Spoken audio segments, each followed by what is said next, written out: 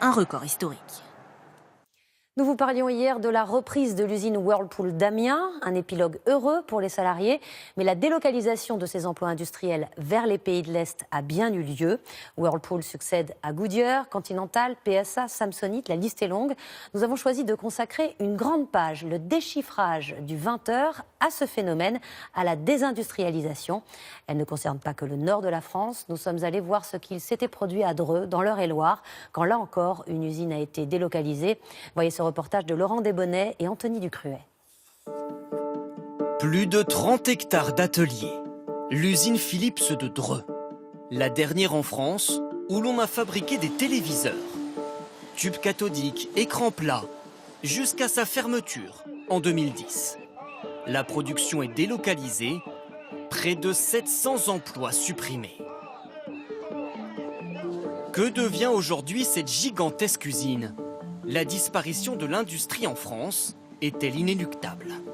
Monique Savidan a fait partie du dernier plan social. Elle se souvient du déclin rapide du site. On a commencé à être découragé, c'est lorsque on a vu les Polonais venir apprendre, aller leur apprendre notre savoir-faire. Alors là, on était un peu découragés parce qu'on savait bien qu'un jour ou l'autre, ça partirait. Pour comprendre cette désindustrialisation, il faut donc aller à 1300 km de Dreux, à Gorzo, en Pologne. C'est ici que l'on fabrique désormais les téléviseurs Philips. Inaugurée il y a seulement 10 ans, c'est aujourd'hui la plus grande usine de télé en Europe. On peut fabriquer en ce moment 22 000 téléviseurs par jour. Sur l'année, on a la capacité de sortir 7 millions de télés. L'usine emploie 2700 salariés, payés en moyenne 700 € net par mois pour du travail à la chaîne. Devant chaque tapis roulant, 25 ouvriers, avec chacun une tâche bien précise à réaliser. Moi, je mets 2 vis à l'arrière et je pose la pièce. Moi, je contrôle les vis et les bandes. Je colle une protection sur la plaque et je la visse. En 25 minutes, la télé est assemblée. Beaucoup de main-d'œuvre, peu qualifiée mais bon marché. Pour le directeur, une telle production coûterait beaucoup plus cher si l'usine était restée à Dreux. Ça fait une grosse différence. Une différence de salaire de 30 à 50% moins cher que dans les pays d'Europe de l'Ouest. Alors si ces emplois ne sont plus possibles en France, quel avenir pour nos usines, et notamment pour le site de Dreux? Dans l'ancien site Philips, il y a encore un peu d'industrie. On ne fabrique plus de télé, mais du thé. Une entreprise spécialisée dans le haut de gamme s'est installée et a même embauché d'anciens salariés de Philips, aujourd'hui très loin du travail à la chaîne. Je suis responsable machine. Je m'occupe de faire tout ce qui est des contrôles. Le travail est très différent que ce que vous faisiez avant? C'est moins difficile, on va dire. Enfin, c'est autre chose. On a plus de responsabilités. Du travail plus qualifié, donc plus facile à maintenir en France. 170 personnes travaillent dans cette entreprise.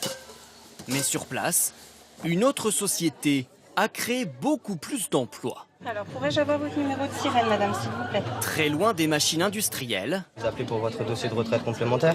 un vaste centre d'appel. Je me permets de vous faire patienter le temps de consulter le dossier et je reviens vers vous. 600 employés travaillent ici pour le compte de mutuelles et d'assurances.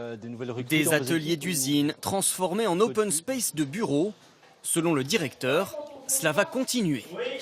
On réaménage tout en fait. On refait des salles, on refait une nouvelle cafétéria, des nouveaux sanitaires et une nouvelle salle de production qui est ici. Donc dans laquelle nous allons pouvoir accueillir une trentaine de collaborateurs.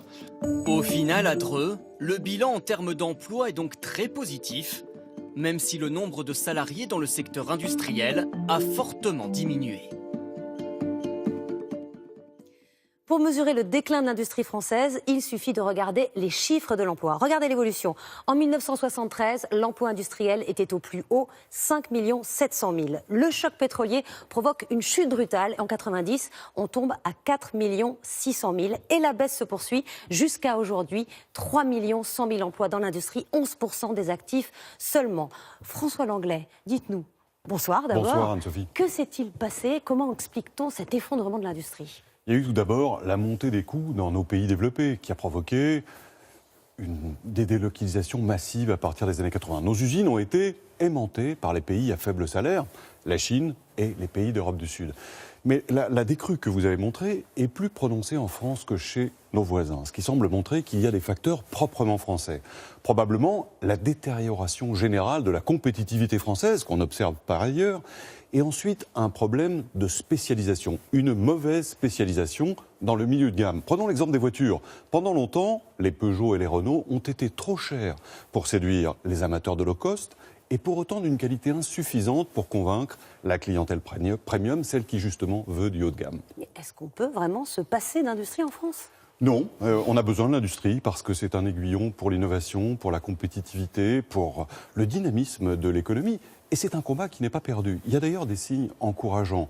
L'emploi industriel que vous avez montré montre des signes de stabilisation depuis quelques mois. Quant à l'industrie automobile, eh bien, à force de travail patient sur la qualité, sur la montée en gamme justement, et puis de réduction des coûts, elle est parvenue à réindustrialiser, c'est-à-dire à faire augmenter la production de véhicules en France. Un signe que le déclin des usines n'a rien d'inéluctable. C'est pas fini. Merci beaucoup François. Vous le disiez, certaines industries parviennent à rester en France. Elles ont su s'adapter à la nouvelle donne mondiale en modernisant leurs usines. Nous sommes allés découvrir à quoi ressemblaient les nouveaux sites industriels, les usines de demain. C'est le reportage de Tiffaine de Tricorneau et Violaine Vermogo. Robots, tests en 3 dimensions, lunettes connectées. Pour continuer à produire en France, certaines usines parient sur les nouvelles technologies. Sur ce site d'assemblage de moteurs d'avion, un petit nouveau se balade au milieu des ouvriers. Sur le dos de ce robot, une pièce de plusieurs tonnes. Depuis 4 mois, toute la chaîne a été repensée. Ce n'est plus l'ouvrier qui se déplace, mais le moteur qui vient à lui et se met à hauteur d'homme. On n'est plus obligé de prendre certaines positions un peu compliquées quand on avait des endroits difficiles d'accès. Maintenant, on l'oriente comme on veut, on peut le tourner, on peut l'incliner et faire le montage facilement. Moins de déplacements, moins d'accidents et moins de pertes de temps. Pour l'entreprise, l'investissement de 3 millions d'euros est déjà gagnant. Avec l'ancien processus, on était sur un cycle de montage de 11 équipes. Maintenant, ça nous permet de descendre à 9 équipes. Soit une journée de travail en moins. Pour gagner en efficacité, les postes de montage sont bardés d'écrans. Plans, schémas, chaque ouvrier s'y réfère à tout instant. De quoi simplifier le travail et augmenter les cadences. Le site produit aujourd'hui 500 moteurs par an. Il en faudra 4 fois plus en 2020. Anticiper, limiter les erreurs pour gagner en qualité. C'est le pari de cette autre usine de tracteurs à Beauvais. 80 véhicules sortent tous les jours de ces chaînes d'assemblage. Dans cette salle de réalité virtuelle, chaque poste de travail est testé avant d'être installé dans l'usine. J'attrape le marchepied, je le positionne au point de fixation, voir s'il rentre bien, s'il n'y a pas de souci d'interférence pour le montage. L'usine s'est aussi transformée grâce à ses ouvriers. Stéphane Baden a peint à la main ses carrosseries pendant plus de 20 ans. Désormais, il programme les robots qui le font à sa place. Parce qu'on vous dit vous allez être remplacé par un robot, automatiquement pour nous c'est des suppressions d'emplois, mais en fin de compte non, ça nous a donné une opportunité. Il y a 5 ans, les salariés ont accepté plus de flexibilité dans leur temps de travail, un accord clé pour le directeur.